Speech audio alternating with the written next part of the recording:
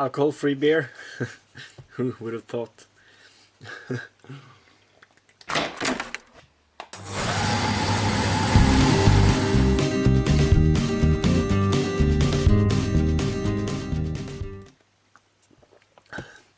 Welcome back to my garage.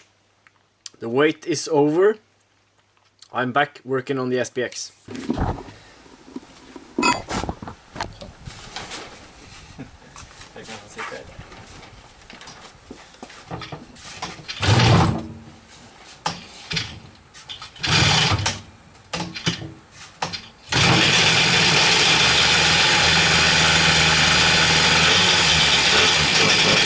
Fy faen, det spruter. Ja. Jeg vet ikke om jeg skal... Det må jo få alt for mye. Ja, det tror jeg altså. Det var egentlig det jeg gikk for da, at jeg skulle starte der. Og så gå pent andre veien.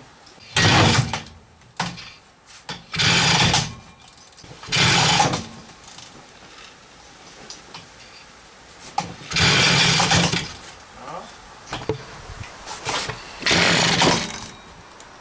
Faktisk mulig. Han vil nesten nå.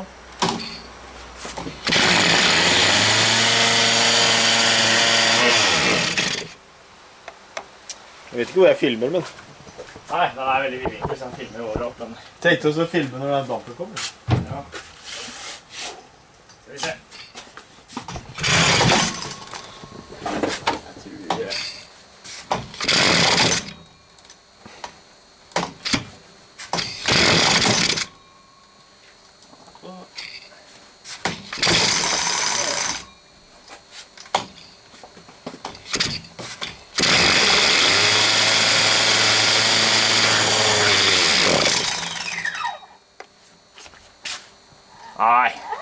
I had a friend over for dynoing his Triumph, a flat track racer, dirt track, flat track racer. I managed to cram in just a startup, and I was thinking maybe I could run the SPX on the roller too that day before we started working on his bike. But there was no running on the rollers or the roller because it was pig rich. It would barely start, and as soon as you touch the throttle it would die, and if you didn't touch the throttle it would soon die anyways. So and I kind of knew this because I drilled the needle jet out so that the needle, you know, with the throttle piston at the bottom or bottomed out, the needle was just flopping around in that 3mm needle jet. Today I'm going to switch out the needle jet for a stock needle jet and cross my fingers that 1.5mm pilot jet will be enough to not melt the plug when I shut the throttle. I will be very careful, extremely careful. I won't be able to start the bike today because it's late and it's noise and you know the drill. But I just wanted to get this video out there to show you guys that we are back on the SPX. So here's switching out the needle jet.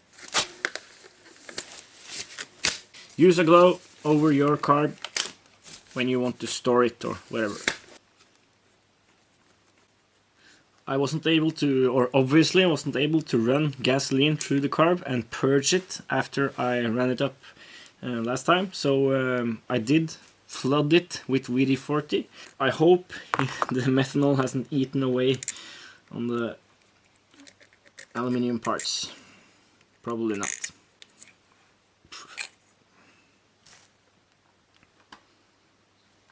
Doesn't smell that dead rodent smell you get from leaving methanol and nitromethane in the carb after running, so but that may change when we open the float bowl.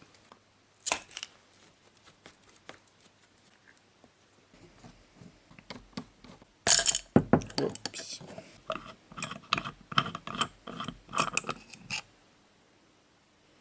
Ugh.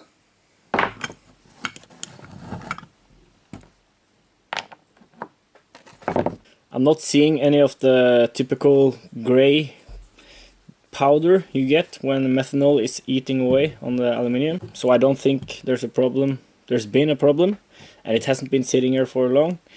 Also this casting could be some kind of an alloy that is more resistant to methanol than just plain aluminium.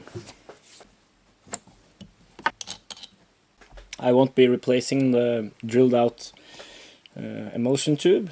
I'll just keep that as it is, so there's no restrictions in between the main jet and up to the needle jet. That might be a good idea. I'll see. If it doesn't work, I'll just have to replace that too. So maybe I can push it out. I did Loctite it in there because I thought it needed to be retained by Loctite or something, but on the genuine cane carb there is nothing holding it in there. It's just actually just a loose fit, so I won't be Loctiting it in again because it is pushed up against the seat by the emulsion tube.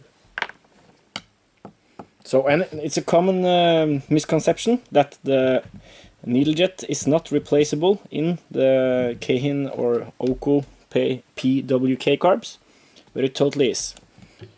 It might be in there a little tight and you will have to press it out, but it's not a hard press fit or anything, at least not in the Oko carbs, and certainly not in the Keihin, the genuine Keihin carbs.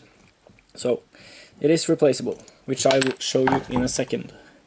What I will do now is just use my drill press and use that as a press to gently push the needle jet out of its place.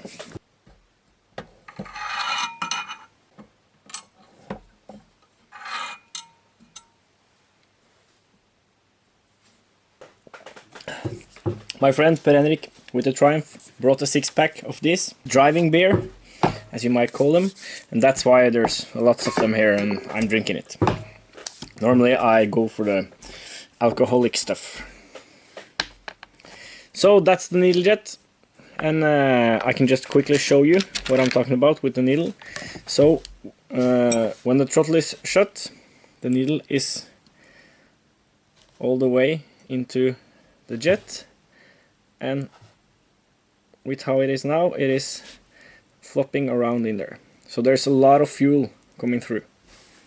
Now I will replace it with a stock needle jet. It's more or less a tight fit around the needle, and it's just a matter of pushing it in there.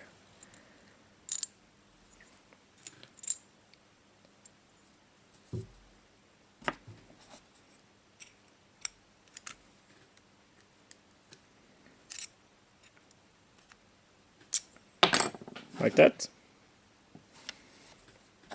and then reassembling and crossing fingers for it to start and not just die this time.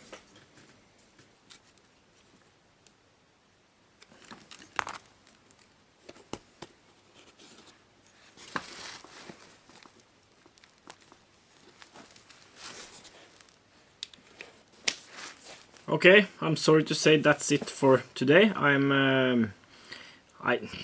I could start it and see if it ran. I don't think that would be a problem, but then I would I would have to try to purge it and all that stuff, and I just can't make that much noise tonight. So but stay tuned, we're back with the SPX, and there's some really interesting stuff coming, I think. And this should, and I hope it will make a lot more power than gasoline. If it doesn't, okay, we'll try E85. I have some experience with E85, and I'm very confident that that will make more power and let me run much more on the limit without detonating to death. So yeah, thanks for watching. Please stay tuned. There's more coming soon.